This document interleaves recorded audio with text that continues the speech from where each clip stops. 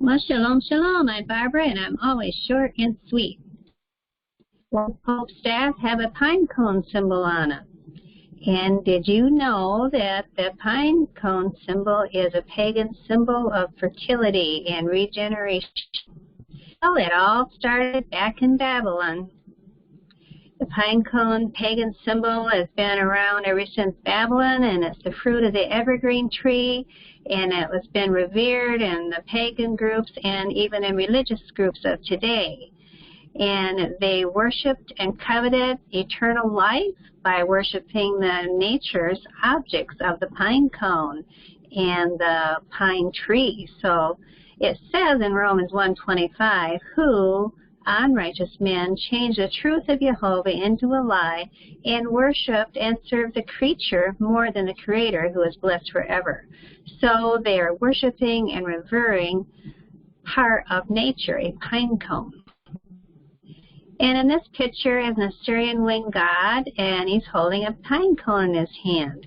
And in Babylon, the pine cone is described as the fertility and also regeneration power of Tammuz. And you will remember we've done a video on who is Tammuz and his mother Semiramis, who is the queen of heaven, supposedly birthed the Messiah Tammuz 1,000 years before Yeshua, Messiah, was born, or Jesus, you may know him as. So the pine cone staff was a symbol of the sun or solar god Osiris in Egypt. And we also know that him is Tammuz, and the mother Isis in Egypt was also Semiramis. They all have the same names that are interchangeable with the same doctrine of fertility. So this symbol was the two snakes winding up towards the cone. And there it explains it again. So it's also in Hindu religions, the Indian religions, and this Kundalini, and all this chakras religion, and all this stuff is all part of the third eye, and that is represented as the pine cone.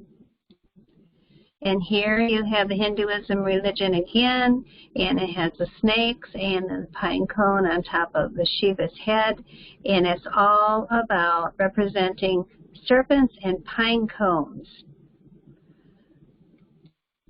The Greeks and Romans also incorporated the pine cone into their elaborate systems of religious belief, and their false god, Dionysus, later known as Bacchus to the Romans, was continually holding a thyrsus fennel staff.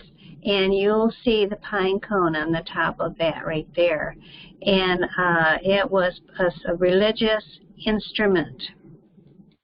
The Romans later built an enormous 11-foot tall pine cone, 3 stories tall, and it was supposed to be the sculpture that stood at the top of the Pantheon on top of the Isis center for building for Isis, the temple of Isis on top of her temple. So, but it's come to be now in the Vatican City in the Pinecone Square. So why is this in the Vatican City the largest pinecone sculpture in the world? The Roman Catholic Church very openly follows pagan idol worshiping by using these pagan symbols. And also this was already here in Rome before Vatican owned the land. So why does the Vatican have a giant sculpture of an on-blossom pine cone with Egyptian writing under it in their courtyard? And why is there a depiction of an on-blossom pine cone on the Pope's staff? Have they ever given an explanation as to why this is? In the papal ferula, from Latin ferula or rod, is the pastoral staff used in the Catholic Church by the Pope. And in paganism, The thyrsus was a wand or giant staff of fennel, also ferula, communist, of prosperity, fertility, hedonism, pleasure, enjoyment in general. So it's the same definition. This is the Pope's staff with a pine cone, the ultimate pagan symbol. Since the ultimate goal of religion is the securing of eternal life, we should not be surprised that the Pope should be carrying the ultimate pagan symbol of eternal life. And the pine cone also represents the pineal gland, or the third eye, and as we've said, immortality, fertility, and it is used in magic. So why does the Pope's staff have a pine cone? Do they know that it is a pagan symbol? Yes, they do. So by now, I hope you are persuaded that Roman Catholicism utilizes the pine cone just as many pagan religions in history have done. Please watch the previous YouTube videos that we've done showing where Catholicism has incorporated many elements of pagan practices with their doctrines and rituals. So Jeremiah 10:2 says, "Do not learn the ways of the heathen." And he says, "My people are destroyed for lack of knowledge." Hosea 4:6. Maybe you are in a church that uses these symbols. Just please know that he's calling you to wake up and come out of her, come out of Babylon.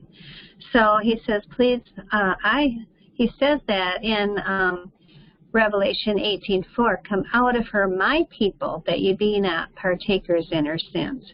So remember, I'm short and sweet. And I hope to be back next week, yeah, willing. And please like if this was a blessing to you.